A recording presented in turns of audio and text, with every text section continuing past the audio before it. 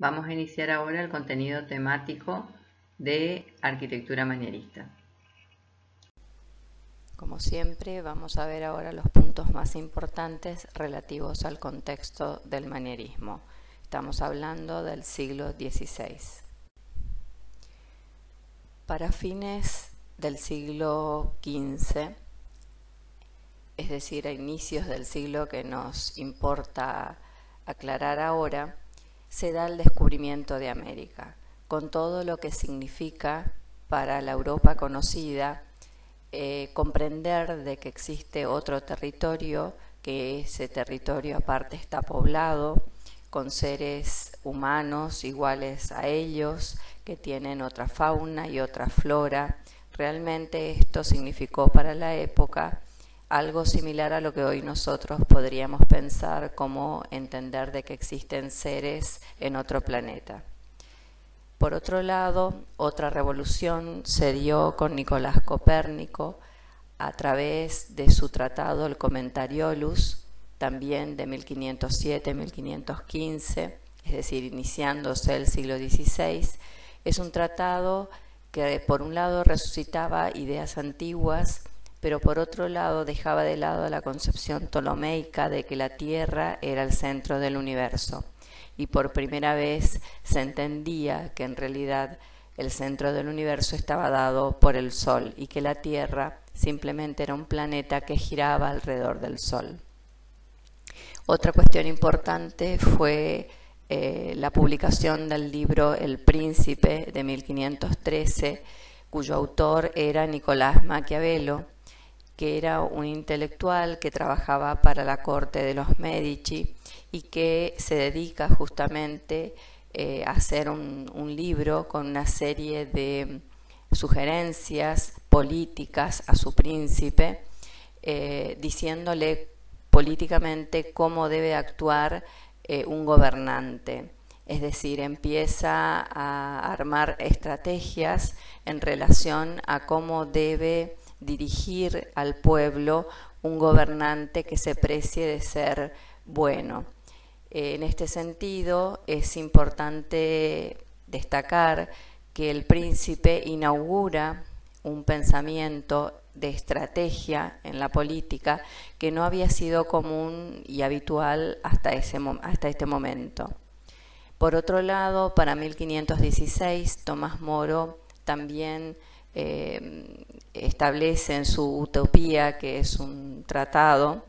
la idea de una ciudad y una sociedad que tiene lo mejor de una sociedad ideal. Es decir, establece cómo debe ser una sociedad bien entendida, cómo pueden ser las relaciones entre sus habitantes, cómo incluso puede ser físicamente la ciudad que da lugar a ese tipo de sociedad. Y en este sentido, a partir de entonces, la idea de una sociedad y de una ciudad ideal se entiende que es utópica. Otra cosa muy importante fue para 1517 la aparición del protestantismo a través de la revolución que implicó la posición del monje Martín Lutero en Alemania en contra de la Iglesia. Hasta ese momento la Iglesia como institución había tenido una serie de desmanejos, pero que no había sido puesta en crisis por nadie. Va a ser Lutero justamente quien ponga en tela de juicio la interpretación de la Iglesia, por ejemplo, de las Sagradas Escrituras, que según él solo eran interpretaciones y no era literalmente lo que las Escrituras decían, y que estas interpretaciones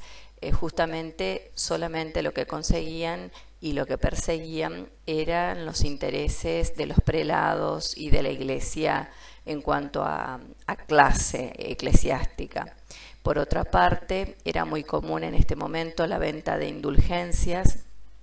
Eso significaba que aquel que quería ser salvado en la otra vida debía pagar un impuesto a la Iglesia a cambio del perdón. Esto, por supuesto, era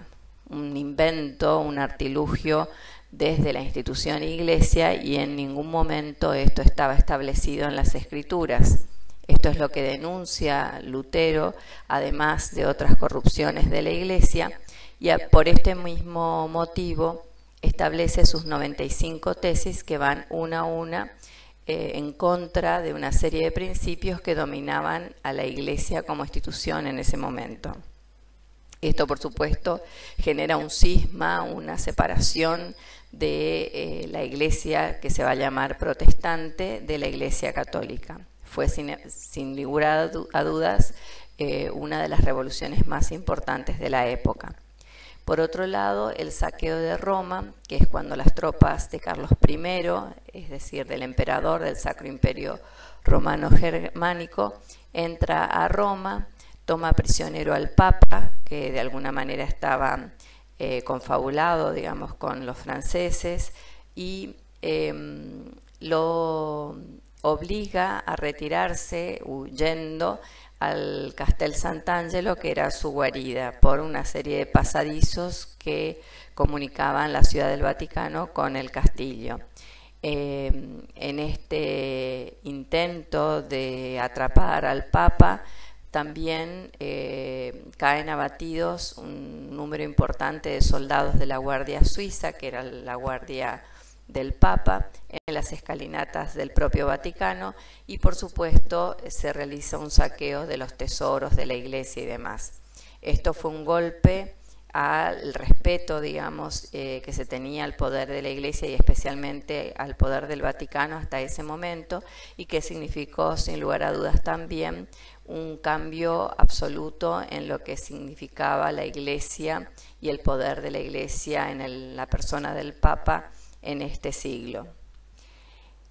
Si tuviésemos que sintetizar lo común que tienen todos estos acontecimientos, el principio es que ahora el pensamiento ya se basa en la realidad y en la razón y no en el dogma, y que el encuentro entre realidad y razón puede superar al dogma. Esto es un poco lo que sintetiza lo que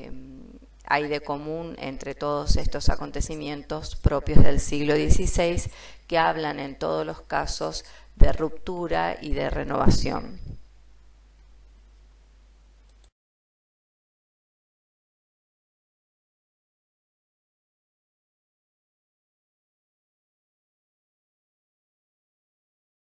Si hacemos una sinopsis comparativa entre los principios del Renacimiento que hemos visto en la clase pasada y los principios del manierismo,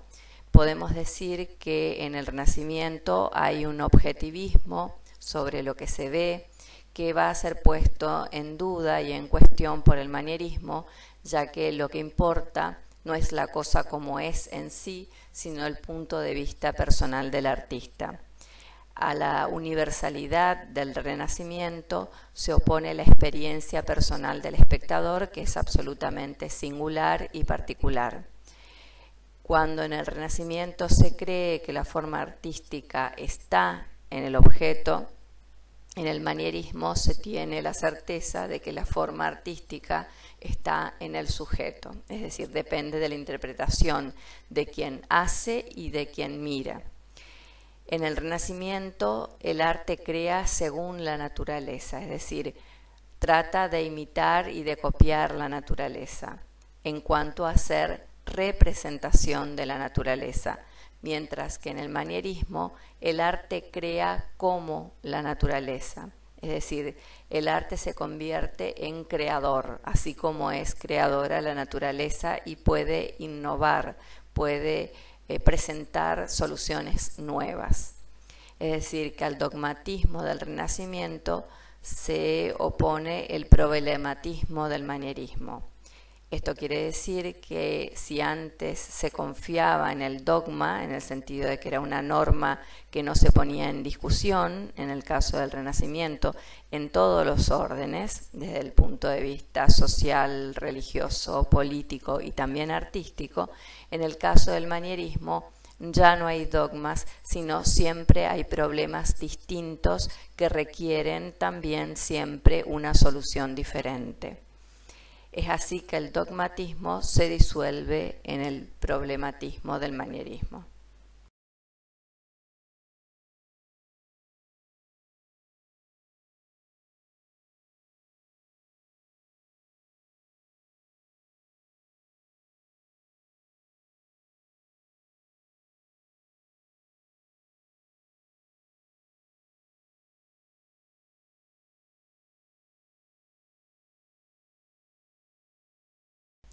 Bueno, aquí tenemos el caso del Greco, que es un pintor que trabaja en España y donde su manera de interpretar la realidad tiene que ver no con el tema, sino con el modo en que representa esas figuras. En este caso, el Greco, por ejemplo, trabaja con colores excesivamente fríos, donde predomina en tintes grises, verdosos, azulados, blancos y negro, y las figuras son absolutamente longilíneas, perdiendo, por supuesto, la proporción que tenían las figuras clásicas. Bueno, veremos ahora algunas de las nuevas propuestas arquitectónicas que se dan un poco en consonancia con estas cuestiones que hemos visto en el arte de la pintura.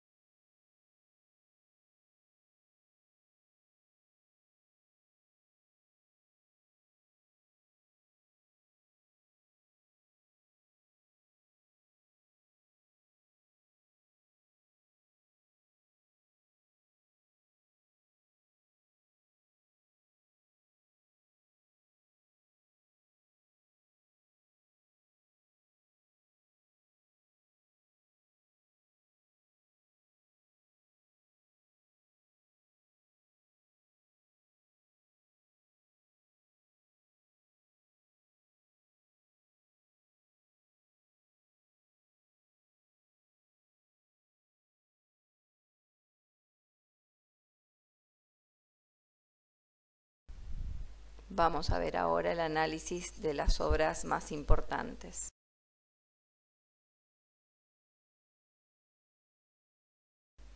El Palacio del Té va a ser un palacio que se hace en las afueras de Mantua y que se dedica justamente al duque de Mantua. En Italia lo hace Giulio Romano en 1525. Una de las cuestiones más visibles que podemos ver en la relación forma-función es que por su planta podemos encontrar una clara simetría aparente, que es por ejemplo la que en la imagen de abajo podemos señalar con una línea punteada azul. Pero por otra parte, si vamos a lo funcional, nos damos cuenta que la portada, que está trabajada como acceso, dándole cierta jerarquía e importancia al entrar al palacio, está hacia un lateral. En este sentido, lo habitual en el Renacimiento, que era que la circulación principal coincidiese con el eje de simetría, en este caso se rompe, siendo que la circulación principal está dada a 90 grados respecto del eje de simetría de toda la composición.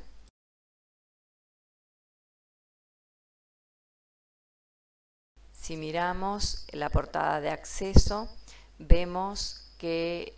evidentemente hay tres portadas que jerarquizan el acceso, mientras la primera es por donde se debiera pasar.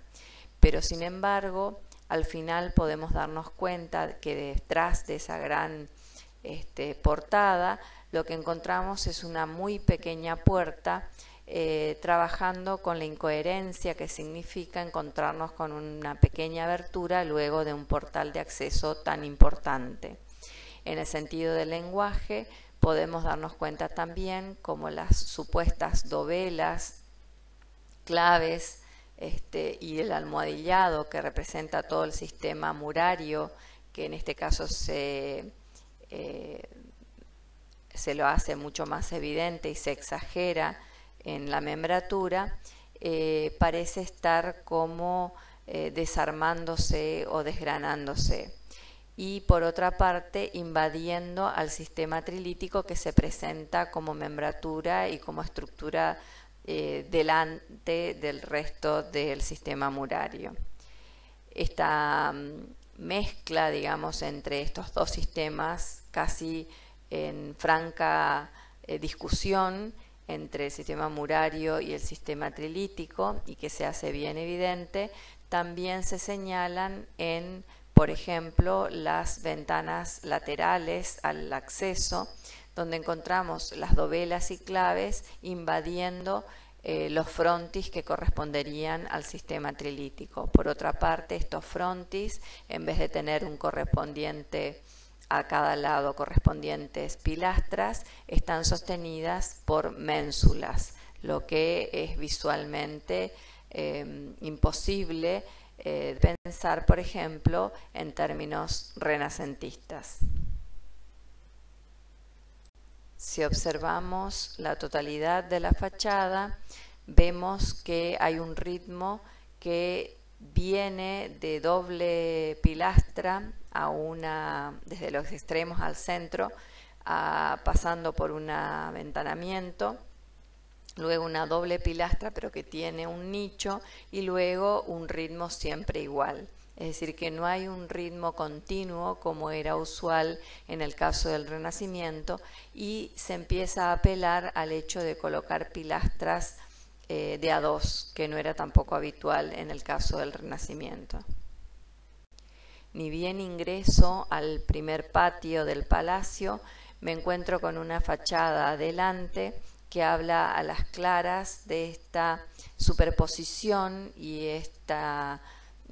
discusión violenta entre lo que es el sistema murario y el sistema trilítico. En este caso, una dovela, especialmente la clave, que forma parte del sistema murario, rompiendo lo que es el símbolo del sistema trilítico, que es el frontis. Al mismo tiempo, el frontis, un poco lo que sucedía también en la fachada de acceso, en vez de encontrar apoyarse en pilastras convenientemente colocadas, se encuentra apoyado en ménsulas, lo que lo hace estar prácticamente de manera inestable en el aire. Cuando llegamos al espacio intermedio entre un patio y otro, vemos que nos encontramos con un espacio de transición, que es el de la derecha en la parte inferior. Mirando hacia un lateral podemos ver dos puertas, donde vemos, si nos acercamos, que una es real y que la otra solo se encuentra pintada. Es decir, donde otra vez se juega con esta idea de ambivalencia, de crear confusión en el espectador. En cuanto al lenguaje, encontramos que en vez de tener pilares con pilastras bien planteadas en esta suerte de pórtico importante hacia el patio mayor, encontramos sin embargo un grupo de 4 columnas, lo que era inédito hasta ese momento y jamás lo había hecho el Renacimiento. Luego también una cosa novedosa es encontrar la presencia de agua en estas pesqueras que encontramos a los lados del paso que vincula este espacio de transición con el patio o parque último y más grande al que nos vamos a dirigir. Estas pesqueras generalmente tenían peces de colores y que ya formaban parte del ajardinamiento de una villa, que no palacio, que ya tenía características de suburbana y donde interactuaba evidentemente con el paisaje y con el exterior. Por otra parte también podemos darnos cuenta, si miramos la imagen superior hacia la izquierda, que saliendo al patio nuestra mirada se choca con una serie de arcos que finalmente, como si fuese una gran pantalla perforada, dirige nuestra mirada hacia el resto de la campiña, es decir, casi al infinito. Giulio Romano también era pintor y podemos darnos cuenta como en esta habitación del Palacio del Té, que por supuesto es cuadrada, sin embargo, por una serie de recursos que tienen que ver con los círculos concéntricos del piso por un lado y por esta pintura que simula una gran destrucción y que al mismo tiempo confunde y desfigura la arista de la habitación, la propia habitación se transforma casi en una habitación circular. Bueno, aquí el puente por el que pasamos al gran parque y que deja de lado las pesqueras hacia los laterales. Bueno, esto lo mencionábamos hoy, mirando desde este punto de vista del puente, encontramos esta pantalla o sucesión de arcos que dirigen nuestra mirada hacia el infinito. Vamos a ver ahora una obra de Miguel Ángel, que es otro de los autores paradigmáticos que podemos ver en el manierismo. En este caso, la Biblioteca Lawrenciana, también dentro del conjunto de San Lorenzo. Bueno, esta es la biblioteca dentro del conjunto de San Lorenzo, está marcada en celeste. Hacia abajo a la izquierda tenemos la planta de la biblioteca con el vestíbulo y un corte, y después lo que vemos en la parte superior a la izquierda es el proyecto de lo que hubiese sido el final de este proyecto, es decir, al final de esta biblioteca tan alargada encontrábamos esta forma triangular que era para los libros más importantes. Finalmente esto queda en proyecto y no se realiza en la realidad. Lo interesante del vestíbulo de la biblioteca es, por un lado, su altura, un poco lo mismo que sucede con la sacristía nueva también de Miguel Ángel, donde tenemos una planta muy pequeña para la altura que se elige dar en cuanto a dimensiones y a modulación a ese espacio, de manera que todo ese espacio parece ser como absorbido hacia arriba, deformando absolutamente las normas y las proporciones habituales. Por otra parte, la propia escalera es una gran escalera de 3 tramos que finalmente se convierten en uno y finalmente llegan a una pequeña puerta que da a la biblioteca, algo que parece incoherente si tenemos en cuenta la relación entre el caudal de gente que en principio podría acudir a estas escaleras impresionantes para luego poder finalmente entrar en una pequeña puerta. Por otra parte, esta escalera con sus 3 tramos realmente invaden todo el espacio del vestíbulo, quedando el vestíbulo con muy poco espacio circundante. En cuanto al lenguaje, también es evidente algunas alteraciones, como el hecho de colocar pilastras incrustadas en las paredes, como vemos a la imagen de la izquierda, o que están sostenidas por ménsulas, o los propios nichos, que también luego sus pilastras vuelven a sostenerse por ménsulas, frontis que ya no son triangulares, sino que son curvos, y en el caso de la propia puerta, un frontis que se encuentra interrumpido. Bueno, aquí en la parte superior, en las 2 imágenes, podemos ver algunos detalles del lenguaje a los que nos hemos referido en la primera placa, y sin embargo en la parte inferior vemos la absoluta tranquilidad, normalidad dentro de las reglas clásicas que tiene, por ejemplo, la zona de la biblioteca en sí misma. Esta es la biblioteca vista desde afuera a partir de mirarla desde uno de los cortiles del conjunto de San Lorenzo. Bueno, vamos a ver también Andrea Palladio. En este caso, la iglesia de San Giorgio Maggiore de 1565, situada en Venecia, Italia. San Giorgio, en principio, si miramos su fachada, las alteraciones que propone Palladio respecto al Renacimiento son más bien sutiles. Encuentra también la forma de utilizar 2 órdenes, uno menor y otro mayor, pero la diferencia es que el orden mayor, que lo encontramos más cerca del eje de simetría, es casi 2 veces el orden menor. inaugurando lo que se llama el orden gigante, que luego va a ser usado también por otros autores posteriores a Palladio. Por otra parte, también es común en Palladio la utilización de esculturas, remarcando los puntos cúlmines donde termina la composición y donde se encuentran pilastras en la zona inferior. Si miramos la planta, quizás allí se dé la mayor novedad, en el sentido que si bien se remarca todavía la idea de una planta en cruz latina, el ábside no termina como habitualmente, sino que se incorpora un segundo ábside que prolonga la visual y la sensación espacial desde el interior, cerrando el primer ábside de algún modo con recursos que permiten hacerlo virtual, un límite virtual como en este caso unas columnas, y al mismo tiempo lo que significa la idea de un transepto que en vez de terminar ortogonalmente termina de manera curva, como si fueran dos ábsides laterales. Bueno, acá vemos San Giorgio y su implantación en Venecia, prácticamente a orillas del agua. Todo un sistema en cuanto a su estructura, todavía muy macizo,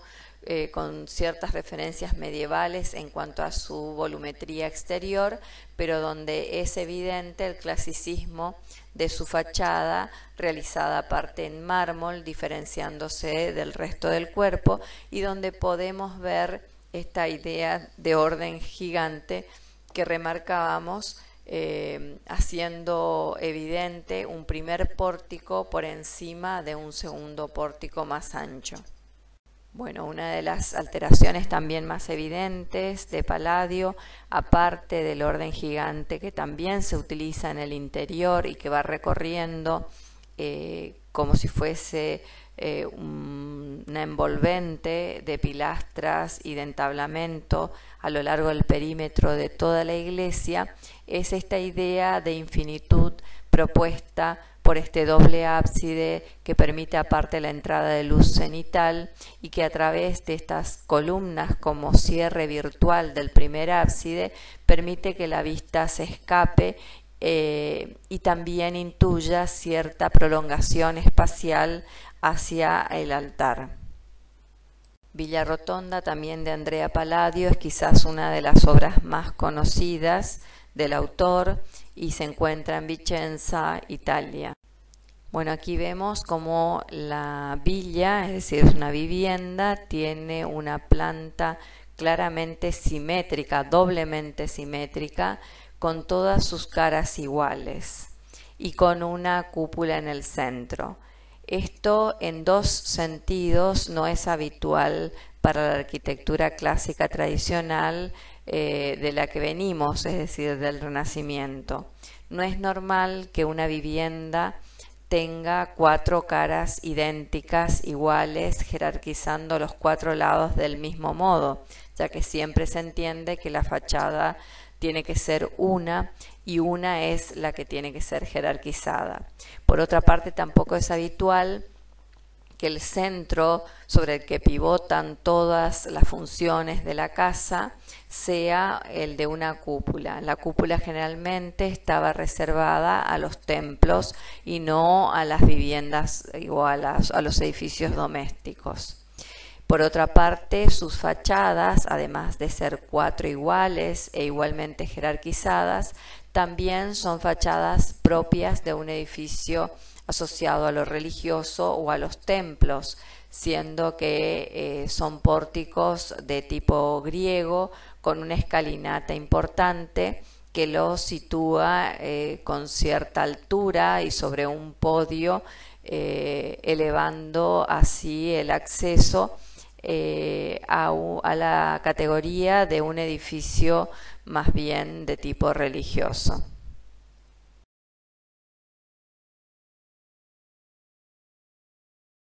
Si miramos, por ejemplo, uno de los accesos,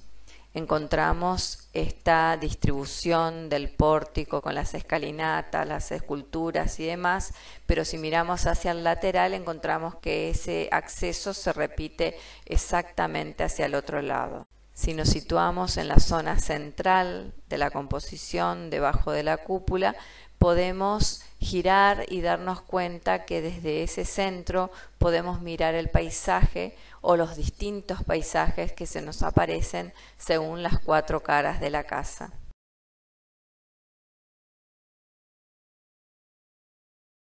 Y así como desde dentro de la casa podemos mirar 4 paisajes distintos, desde afuera de la casa podemos mirar la casa como si estuviese en diferentes lugares, ya que la rodean en sus 4 lados paisajes y entornos que son claramente diferentes.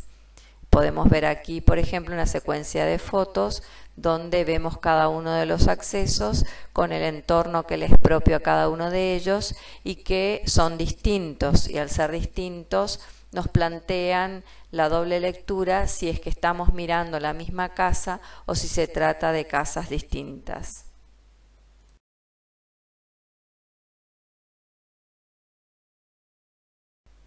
Además de estas experiencias arquitectónicas, el siglo XVI, el manierismo, fue rico en teóricos. Los teóricos sobre la arquitectura pretendían establecer cómo debía ser la arquitectura, cuáles deberían ser los cánones propios de la arquitectura. También los tratadistas, de algún modo, lo han hecho a su manera. Los tratadistas eran estos teóricos que se habían ocupado de escribir cuáles eran estas normas o esta doctrina sobre las formas clásicas. Ahora vamos a ver un poco cada uno de ellos. Por supuesto, el primer ejemplo de tratadista no es del manierismo, es justamente Vitruvio, que escribe en el primer siglo antes de Cristo, entre los años 23 y 27, su obra Los 10 libros de arquitectura. Por supuesto, ha sido tomado como referencia por los tratadistas, sí, del siglo XVI, que son sobre los cuales vamos a hablar. En general, sus estudios fueron realizados sobre los monumentos antiguos romanos, indicaban que la realidad contradecía la norma y por lo tanto lo que decían los tratadistas del XVI, como siempre oponiéndose a lo clásico o mostrando las falencias de lo clásico, es que Vitruvio de alguna manera establecía normas que no tenían que ver con la realidad. Por lo tanto, los tratadistas del XVI contradicen a Vitruvio. En este caso es importante el contraste que existe entre la regla y lo arbitrario.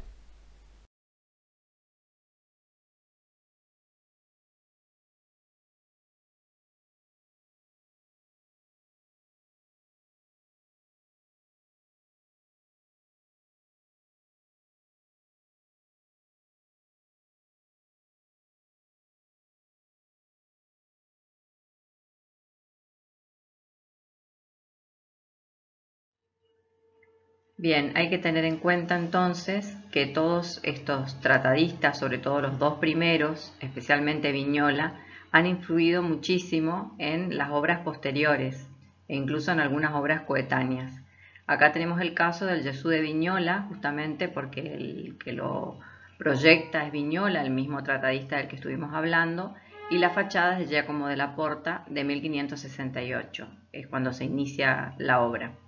Este edificio fue construido para la Compañía de Jesús, que va a tener un papel preponderante en luego la propagación de la fe en tierras americanas, ¿no es cierto?, con lo que nosotros conocemos como misiones jesuíticas, de manera que esto es una antesala de lo que luego verán cuando vean específicamente el tema de misiones, y vean allí cómo muchas de estas fachadas, a través de los tratados que estuvimos viendo, van a parar, digamos, formalmente a las fachadas de muchos de los templos jesuíticos. Lo que es interesante de ver en todos estos casos no solamente de los tratadistas, sino también de la arquitectura, es algo dicho por Giordano Bruno. Su frase dice: la poesía no nace de las reglas, sino que las reglas derivan de la poesía. Y así existen tantas normas cuantos son los buenos poetas. Es decir, Giordano Bruno es tan convencido de que lo que sucede son acontecimientos artísticos que tienen que ver con singularidades y con contextos especiales, y a partir de allí pueden surgir reglas, pero nunca saldrá nada nuevo, novedoso y verdadero a partir de las reglas, es decir, rigiéndose por las reglas. Esto es muy importante, ya que da un orden en cuanto al proceso de creación. Bueno, le dejamos aquí la bibliografía más importante respecto al tema del manierismo en arquitectura.